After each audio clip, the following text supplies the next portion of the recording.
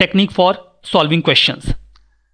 देखिए, question solve करने की कई तरीके की टेक्निक्स हैं जो लोगों के द्वारा इस्तेमाल की जाती हैं, बट इन सभी टेक्निक्स के ऊपर जो एक चीज काम करती है वो है आपका हार्डवर्क।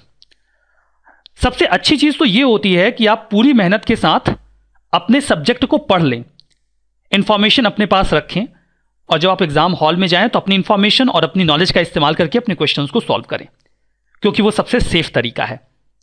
लेकिन सच्चाई भी यही है कि आपकी इंफॉर्मेशन से सारे क्वेश्चन सॉल्व हो नहीं पाते, कम से कम इतने तो नहीं हो पाते कि आप सेफ जोन में जा सकें।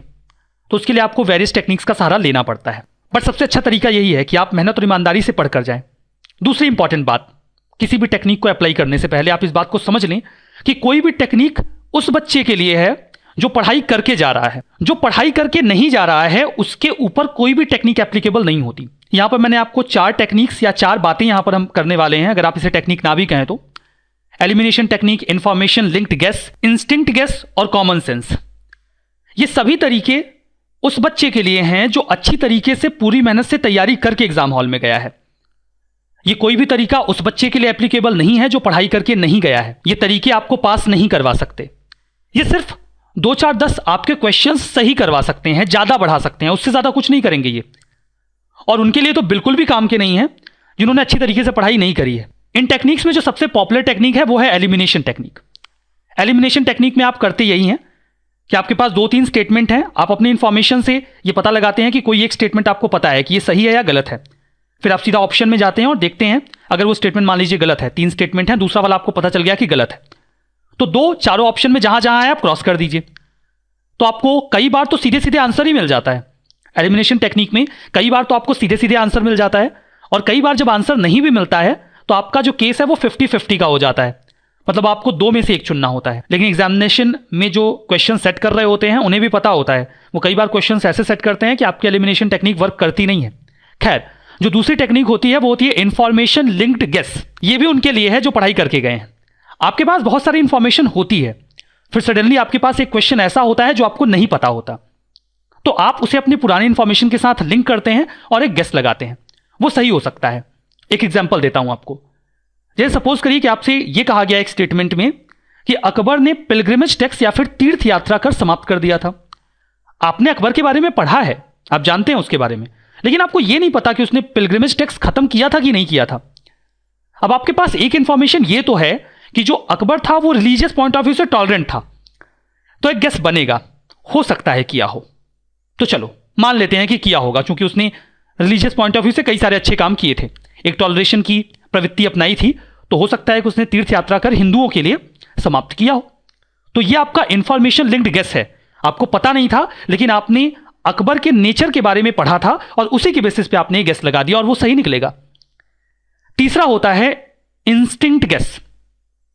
इंस्टिंक्ट गेस, इसमें देखिए होता यह है कि आप बहुत सारी चीजें पढ़ते हैं, 1 साल, 1.5 साल, 2 साल जो आपने तैयारी की है, हर चीज तो दिमाग में याद होती नहीं है। कुछ इंफॉर्मेशन एक्टिव होती हैं जो आपको याद होती हैं, उनके बेसिस पे आप तुरंत पता कर लेते हैं कि ये चीज सही है या गलत है। कुछ इंफॉर्मेशन आपके पैसिव माइंड में होती है, और वो जो पैसिव माइंड में आपकी इंफॉर्मेशन होती है वो आपको एक इंस्टिंक्ट देती है, ये वाला सही होगा। जब आप किसी क्वेश्चन को पढ़ते हैं तो आपके अंतरात्मा से आवाज आती है कि ये वाला सही होगा, होल्ड होल्ड, रुक जाइए, वो लगाना नहीं है।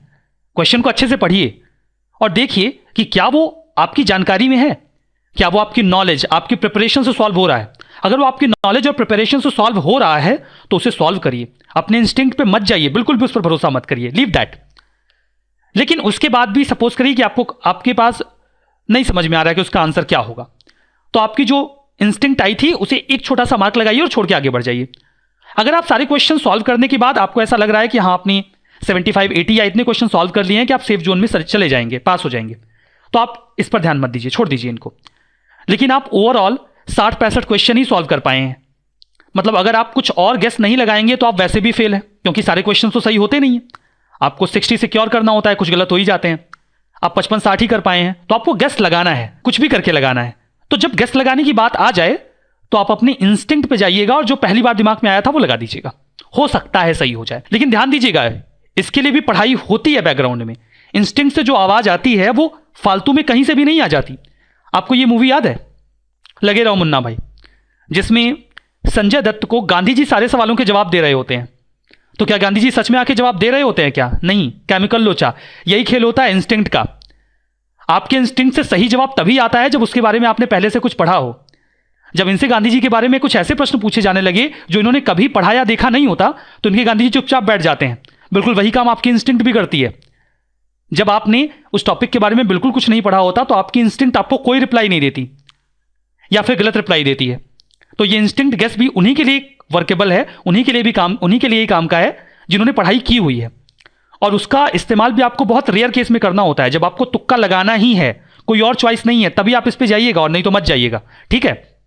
चौथा होता है कॉमन सेंस। आपने पढ़ा नहीं भी होता तो एक स्टेटमेंट लगता है कि ये सही है और एक लगता है कि गलत है। ठीक है, तो आप इसका इस्तेमाल भी कर सकते हैं। तो ये कुछ टेक्निक्स हैं, जहां एप्लीकेबल हो जाए अप्लाई करिए, लेकिन सावधानी से। कुछ लोगों ने पढ़ा तो कुछ नहीं होता और उनकी अंतरात्मा हर सवाल के जवाब दे रही होती है, तो मैं उनके लिए तो बस यही कहूंगा कि कंट्रोल करिए, पढ़िए, उसके बाद ही आपसे सही क्वेश्चन सॉल्व होंगे। आपकी अंतरात्मा यूं ही जवाब आपको नहीं देगी। ठीक है, सो कंट्रोल।